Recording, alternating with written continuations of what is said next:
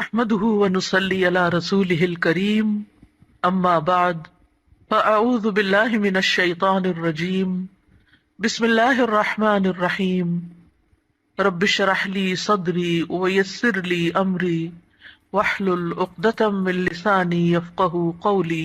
اللہ تعالیٰ نے انسان کو جن بڑی بڑی نعمتوں سے نوازا ہے ان میں سے ایک نعمت اولاد کی نعمت ہے۔ قرآن حکیم میں اولاد کی ولادت کا ذکر ایک خوشخبری کے طور پر کیا گیا ہے۔ ارشاد باری تعالیٰ ہے، یا زکریا انا نبشرک بغلام اسمہ یحییٰ لم نجعل لہ من قبل سمیہ۔ اے زکریا، ہم تجھے ایک بچے کی خوشخبری دیتے ہیں جس کا نام یحییٰ ہے، ہم نے اس سے پہلے اس کا ہم نام کبھی کسی کو نہیں کیا۔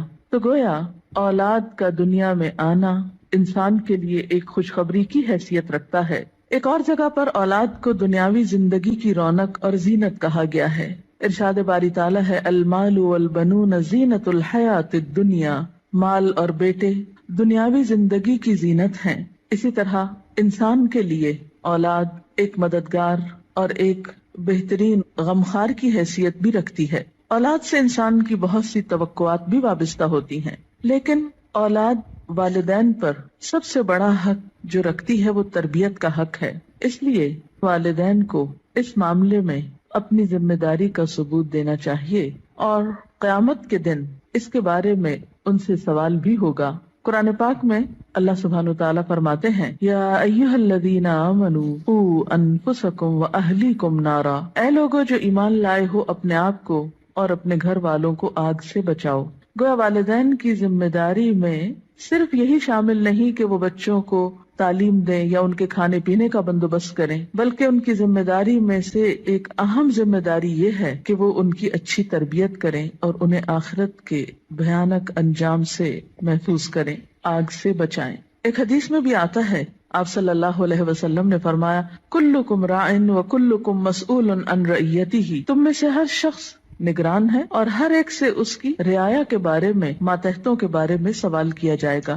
فالمرأۃ راعیۃ فی بیت زوجہا، اور عورت اپنے شوہر کے گھر میں نگران ہے، یعنی صرف باپ سے نہیں ماں سے بھی پوچھا جائے گا کہ اس نے اپنے بچوں کی تربیت کیسے کی۔ اس لیے ہم دیکھتے ہیں کہ انبیاء علیہم السلام اپنی اولاد کے بارے میں ہمیشہ فکر مند رہے۔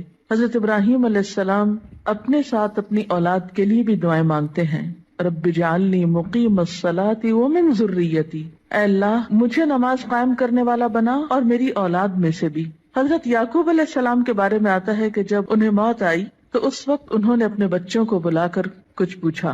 قرآن پاک میں آتا ہے، ام کنتم شہداء اذ حضر یعقوب الموت اذ قال لبنیہ ما تعبدون من بعدی، کیا تم لوگ اس وقت حاضر تھے جب یعقوب علیہ السلام کے پاس موت حاضر ہوئی تو انہوں نے اپنی اولاد کو کہا کہ میرے بعد تم کس کی عبادت کرو گے؟ انہیں اس بات کا فکر نہیں تھا کہ وہ کھائیں گے کہاں سے یا رہیں گے کہاں پر، انہیں فکر یہ تھا کہ میرے بعد ان کی عبادت اور ان کی دین پر چلنے کی حالت کیسے ہوگی۔ اس لیے والدین کے ذمہ یہ بہت اہم کام ہے کہ وہ اپنے بچوں کی آخرت کی فکر کریں۔ اس لیے بچے کی تربیت کا اہتمام اس کی پیدائش کے ساتھ ہی بلکہ اس سے پہلے ہی شروع کر دینا چاہیے۔ بچہ جب ماں کے پیٹ میں ہوتا ہے تو اس وقت وہ ماں کے خیالات اور ماں کی عادات سے متاثر ہو رہا ہوتا ہے۔ اس موقع پر والدین کو خاص طور پر نیک اولاد کے لیے دعا کرنی چاہیے، جیسا کہ قرآن پاک میں آتا ہے، رب ہب لی من لدنک ذریۃ طیبہ، اے میرے رب مجھے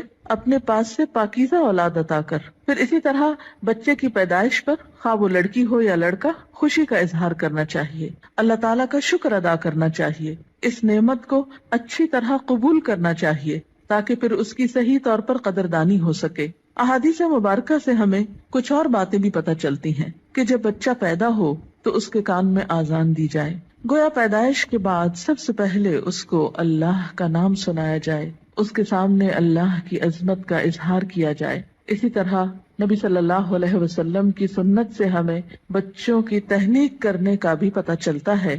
تہنیک سے مراد یہ ہے کہ کھجور چبا کر بچے کے تالو پر لگائی جائے، کیونکہ بچہ سب سے پہلی خوراک جو اپنے منہ میں لے کر جاتا ہے اس میں بھی خوراک دینے والے کی شخصیت اور عادات کے اثرات منتقل ہوتے ہیں۔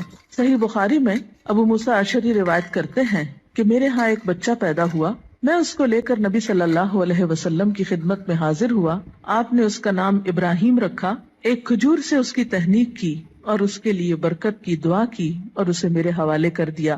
پھر اسی طرح بچے کا نام اچھا رکھنا چاہیے. نام ایسا ہو کہ جس کا مطلب بھی اچھا ہو، تاکہ بچہ جب پکارا جانے پر اپنا نام سنے تو وہ اچھے لفظ کو بار بار سنے.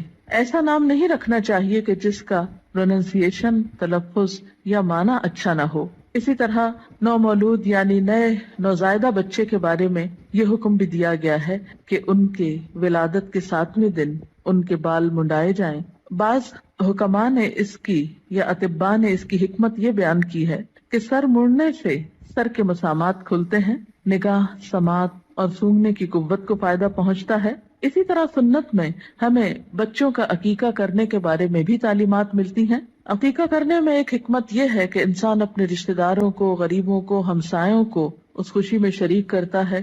اس موقع پر ان کے لیے گوشت بھجواتا ہے، یعنی عقیقے کے جو بکرے ہیں ان میں سے. پھر اسی طرح بچپن ہی سے بچوں کے ساتھ محبت اور شفقت کے ساتھ پیش آنے کا حکم ہے. بچہ صرف غذا کا ہی محتاج نہیں ہوتا، محبت و شفقت اور کیئر کا محتاج بھی ہوتا ہے. نبی صلی اللہ علیہ وسلم کا ارشاد ہے، جو ہمارے بچوں پہ شفقت نہ کرے اور ہمارے بڑوں کی عزت نہ کرے وہ ہم میں سے نہیں. پھر آپ دیکھیے کہ تربیت میں صرف محبت و شفقت ہی کافی نہیں ہوتی، بلکہ اس کے ساتھ ساتھ بچوں کو ڈسپلن سکھانا بھی بے حد ضروری ہوتا ہے. پھر یہ ہے کہ بچوں کی تربیت کے مختلف پہلو ہیں. ان کی تربیت میں ان کی ایمانی تربیت، اخلاقی تربیت، جسمانی تربیت، عقلی تربیت، نفسیاتی تربیت،